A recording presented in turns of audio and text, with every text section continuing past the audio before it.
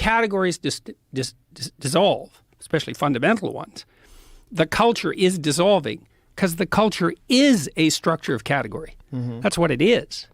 Right. So, and in fact, culture is a structure of category that we all share. So we see things the same way. Well, that's why we can talk. I mean, not exactly the same way, because then we'd have nothing to talk about. But roughly speaking, we have a bedrock of agreement. That's the Bible, by the way. So I just walked through the Museum of the Bible in Washington. That was very cool. It's a very cool museum. So the structure, that's what the Bible Yeah, it's what provides. I figured out. I just figured this out this week. So it was a cool thing to walk through because it's chronological. They have one floor which is the history of the Bible. But it's not exactly that. It's really what it is the history of the book. Now, in many ways, the first book was the Bible. I mean, literally, because at one point there was only one book. Like, as far as our Western culture is concerned, there was one book. And for a while, literally, there was only one book. And that book was the Bible. And then before it was the Bible, it was it was scrolls and it was writings on papyrus. But we were starting to aggregate written text together.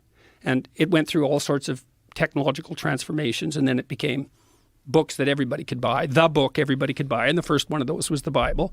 And then it became all sorts of books that everybody could buy. But all those books, in some sense, emerged out of that underlying book. And that book itself, the Bible isn't a book, it's a library. It's a collection of books.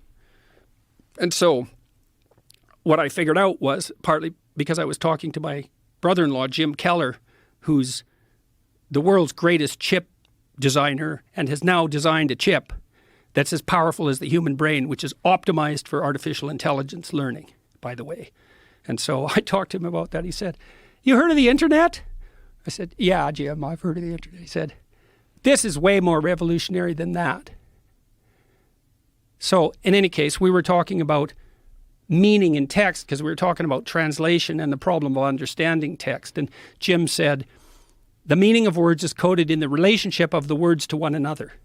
And the postmodernists make that case, that all meaning is derived from the relationship between words.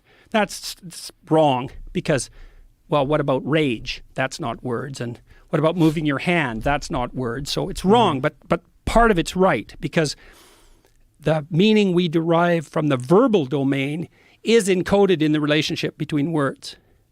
So now then you think, well, let's think about the relationship between words. Well, some words are dependent on other words. Some ideas are dependent on other ideas.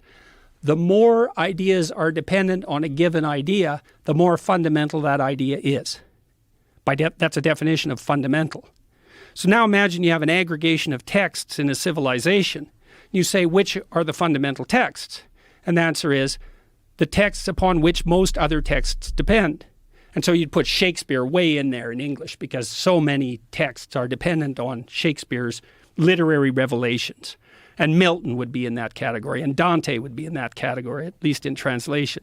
Fundamental authors, part of the Western canon, not because of the arbitrary dictates of power, but because those texts influenced more other texts. And then you think about that as a hierarchy, okay, with the Bible at its base, which is certainly the case. Now imagine that's the entire corpus of linguistic production, all things considered. Now, how do you understand that? Like, literally, how do you understand that? The answer is you sample it by reading and listening to stories and listening to people talk. You sample that whole domain. You build a low-resolution representation of that inside you, and then you listen and see through that. And so it isn't that the Bible is true. It's that the Bible is the precondition for the manifestation of truth, which makes it way more true than just true. It's a whole different kind of true. And I think this is not only literally the case, factually, I think it can't be any other way. It's the only way we can solve the problem of perception.